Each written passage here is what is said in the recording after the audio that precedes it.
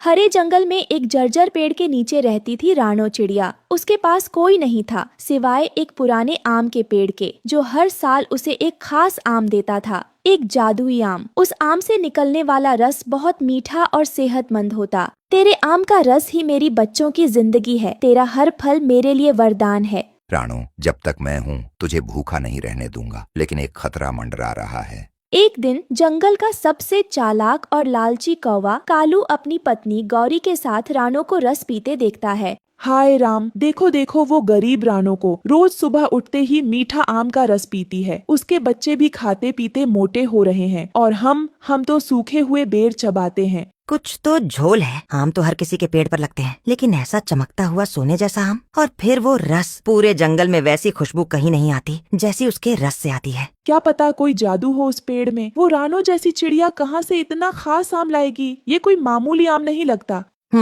मुझे भी कुछ अजीब लगा था। मैंने देखा है, हर बार रानो आम तोड़ने से पहले पेड़ से कुछ कहती है, फिर पेड़ खुद आम गिराता है। कालू, मतलब वो पेड़ बोलता है? कहीं ये वही जादुई पेड़ तो नहीं जिसकी कहानियाँ बचपन में सुनी थी? अगर वो पेड़ हमारे हाथ लग जाए, सोचो गोरी, हम उस रस को बेचे तो पूरे जंगल का बादशाह बन जाए। जानवर क्या, इंसान भी लाइन में लग जाएंगे। हाँ, रानो जैसी तुच्छ चिड़िया को तो पता भी नहीं चलेगा कब उसका पेड़ हमारा बन जाएगा। पर ऐसे पेड़ को यूं ही नहीं छीना जा सकता, हमें चालाकी से चलना होगा। क्या इंसान को बुलाएं? कोई लकड़हारा जो बिना सवाल पूछे पेड़ काट दे। शाबाश गोरी, आज तूने अपने दिमाग का सही इस्तेमाल किया है। रानो अब गई काम से, और हम बनेंगे जंगल के राजा और रानी।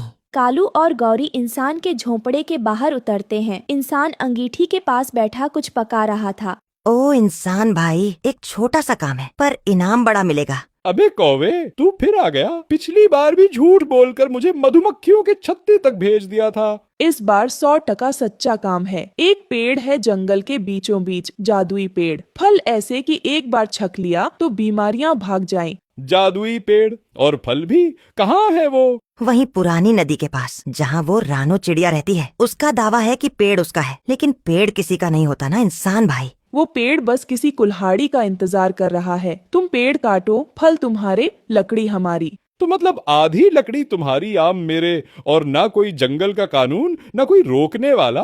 रानो जैसी चिड़िया क्या करेगी? रोएगी। हम पेड़ के मालिक बन जाएंगे और तुम बन जाओगे जंगल का सबसे बड़ा आम वाला आदमी। तय समझो, रात को ही चलेंगे। नींद में होगा पेड़ और उसकी रक्षक रानो। रात को हवा में अजीब बेचैनी थी। रानो परेशान थी। न जाने क्यों आज दिल बहुत घबरा रहा है, जैसे कोई बुरा सपना आने वाला हो। पेड़ की एक शाखा हिलती है और नीचे एक आम गिरता है बिना वजह। रानो चौंक कर नीचे झांकती है। अरे, ये आम तो कल ही गिरा था, फिर आज क्यों गिरा? पेड़ भाई, क्या बात है? रानो, मेरी प्यारी बच्ची, अब वक्त आ गया है कि तू सच्चाई जाने। कैसी सच्चाई? तुम इतने उदास क्यों लग रहे हो? कल रात कुछ बुरा घटने वाला है। मैं देख रहा हूँ कालू कौवा और गोरी, उन्होंने इंसान को बुलाया है मुझे काटने के लिए। क्या? नहीं, तुम मेरा घर हो, मेरा सहारा। अगर तुम नहीं रहे तो मैं और मेरे बच्चे कहाँ जाएंगे? मैं एक साधारण पेड़ नहीं, एक आत्मा हूँ जो सालों से जंगल की रक्षा कर रही है। पर हर जादू की उम्र होती है। तो क्या कुछ नहीं किया जा सकता? क्या मैं किसी को बुलाऊं? पंचायत, मिट्ठू, बगुला, कोई तो होगा जो तुम्हें बचा सके। जो होना है वो होगा, पर मैं तेरे लिए एक आखिरी तोहफा छोड़ जाऊंगा। कल सुबह मेरा सबसे अंतिम आम गिरेगा। उसमें होगा ऐसा रस जो तुझे कई दिनों तक भूखा नहीं रहने देगा। पर मैं तुम्हारे बिना नहीं जी सकती। तुम्हारी छाँव, तुम्हारी खुशबू। मैं तुझसे जुड़ गया हूँ रानो। तुझे देखकर ही हर साल फूलता फलता रहा, लेकिन अब अगर मैं नन रहूँ तो तुझे मेरा जीवन आगे बढ़ाना होगा। अचानक दूर से सूखी पत्तियों की आवाज आती है। इंसान आता दिखता है, कंधे पर कुल्हाड़ी। पीछे कालू और गोरी धीरे धीरे उड़ते आ रहे थे। यही है वो पेड़। बड़ा तो है और आम भी लटक रहे हैं, रसदार लग रहे हैं। हाँ इंसान भाई, बिल्कुल यही है। जल्दी करो, सुबह होने से पहले पेड़ गिरना चाहिए। रानो सो रही है, आवाज मत करना। इंसान पेड़ के पास आता है, हाथ में कुल्हाड़ी कसता है। पहला वार करता है, ठक, जोर की आवाज होती है। घोंसले में रानो हड़बड़ाकर उठती है। ये क्या था? कौन है वहाँ? रानो उड़ती है और पेड़ के नीचे आ जाती है। रुको, ये मेरा घर है, मत काटो इसे। ये पेड़ जादुई है, ये जिंदा है। इंसान भाई, दया करो। मुझे दया नहीं, लकड़ी चाहिए। पेड़ काटूंगा और आम ले जाऊंगा। रानो, अब समय आ गया है, मैं अब नहीं रुक सकता। नहीं, तुम मेरे बच्चों के रक्षक हो, मत जाओ, मत जाओ।